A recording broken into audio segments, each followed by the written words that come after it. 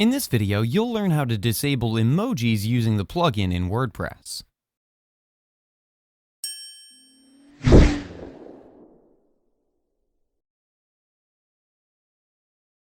When using WordPress, emoji support is enabled by default, which adds an additional JavaScript file and CSS to the website.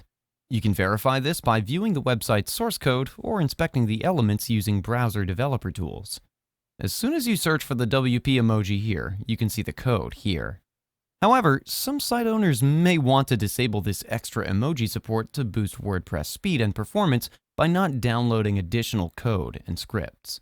So, in order to disable emojis using a plugin in WordPress, all you need to do is move back to the WordPress admin dashboard and install this plugin here named Disable Emoji GDPR Friendly. I've already installed and activated it, but if you need help installing a plugin, then we have a video where you can learn that as well. I'll link the video in the description below, or you can also click on the eye icon in the top right corner of your screen to view the video. This plugin works straight out of the box and doesn't have any settings to configure. Let's move back and check the changes. On refreshing, let's check the JavaScript under Inspect Element. And you can see no match is found. This is how easy it is to disable emojis using the plugin in WordPress.